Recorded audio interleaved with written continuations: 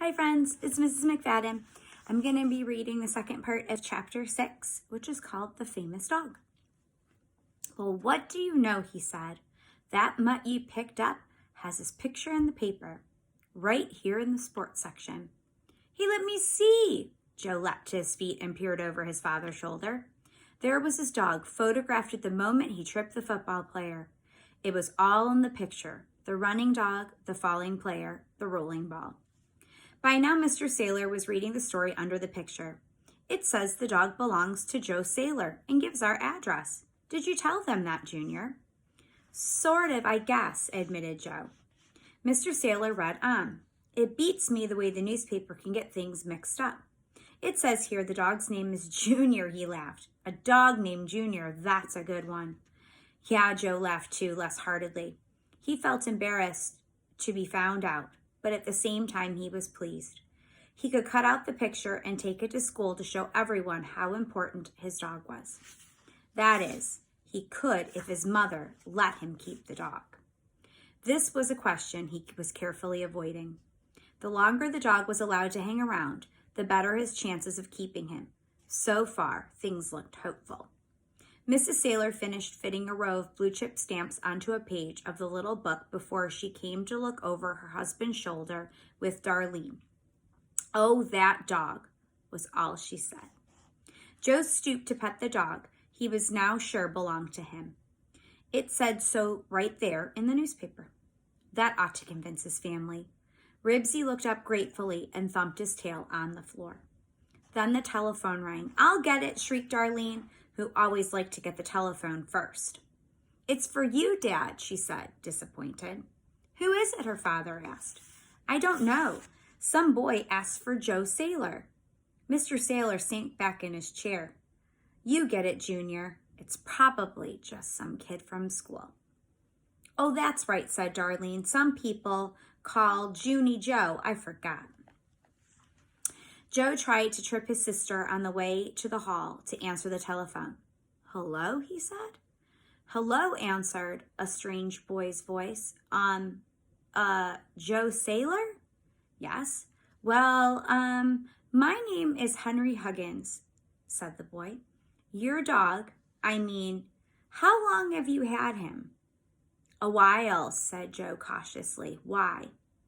He's my dog, said Henry. I lost him at the shopping center about a month ago. Who is it, Junior? Asked Mrs. Sailor. A boy, Joel told his mother, and the answer seemed to satisfy her. The shopping center, repeated Joe into the telephone, hoping to gain time to think. That's way on the other side of town. I know, admitted Henry, but my dog got into the wrong car by mistake, and some people took him home. And by the time they saw my advertisement in the paper, he had run off because they gave him a bubble bath and then they couldn't find him. Joe had no way of knowing whether what Henry was saying was true or not. It sounded peculiar, that part about giving the dog a bubble bath. He certainly did not want to believe what he was hearing, not when it was beginning to look as if he might get to keep the dog. Lots of dogs look like my dog, he said. I don't think he's your dog at all. Yes, he is, insisted Henry. I know he is. I could tell by the picture in the paper. Prove it, challenged Joe.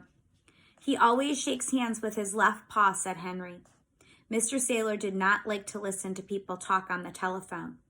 What does the boy want? He asked, interrupting the conversation. Some kid thinks my dog is his, answered Joe. Says the dog shakes hands with his left paw. Mr. Sailor laughed. Tell him you haven't been introduced, he said, and returned to his paper. The dog and I haven't been introduced, said Joe to Henry. We never shook hands. But perhaps the dog does belong to the boy, protested Mrs. Sailor. Let Junior handle it, said Mr. Sailor. There was a silence from Henry's end of the line.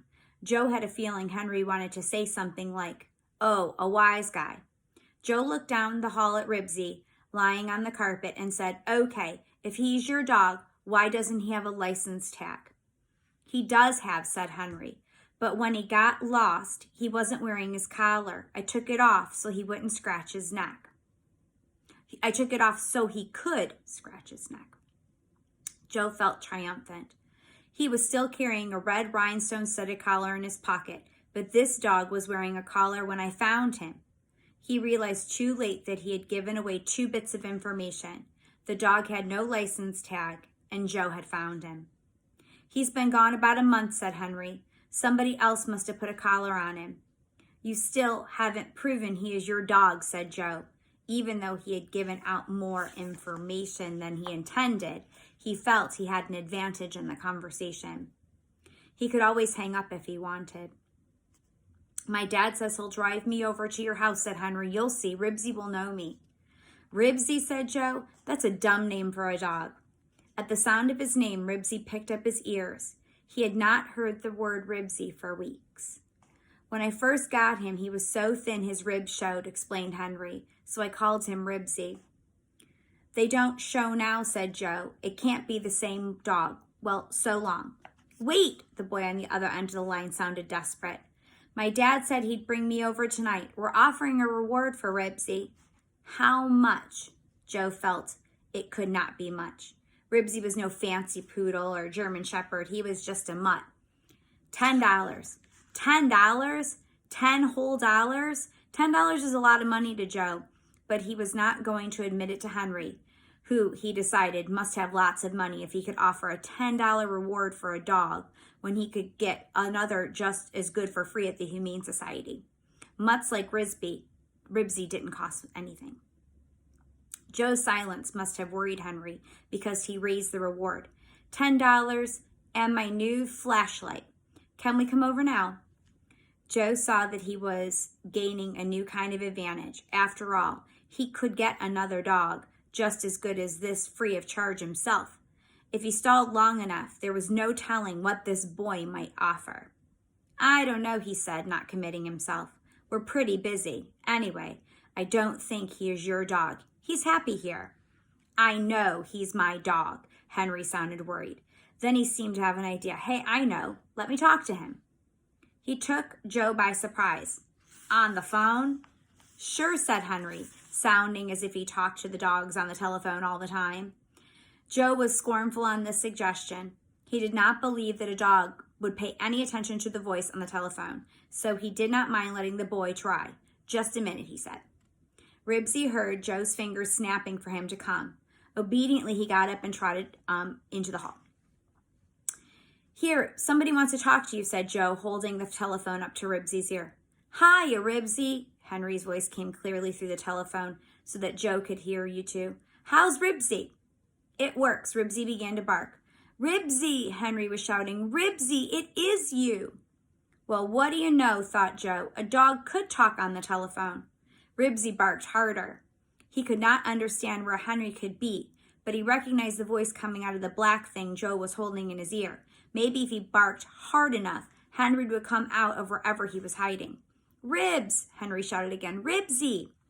Joe, who was now sure of a reward, felt that the conversation that consisted of barks and a dog's name being yelled in the telephone was not getting anyplace.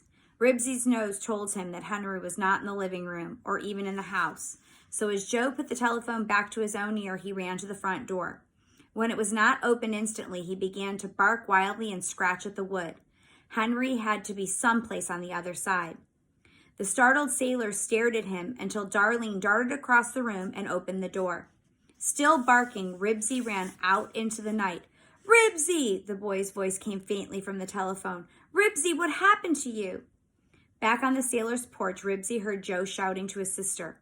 What did you let him go for? There's a reward, $10 whole. And Darlene answered, when a dog wants out, you're supposed to let him go. How was I to know he was worth so much? Then Joe's feet came pounding down the sidewalk behind Ribsy. Ribsy, he called. Ribsy, come back here. Ribsy wasn't going back. Henry was somewhere close by, and he was going to find him. I hope that you enjoyed reading chapter 6 with me, and I miss you guys so much, and I hope that you have a wonderful, wonderful day and enjoy the rest of Ribsy. Bye.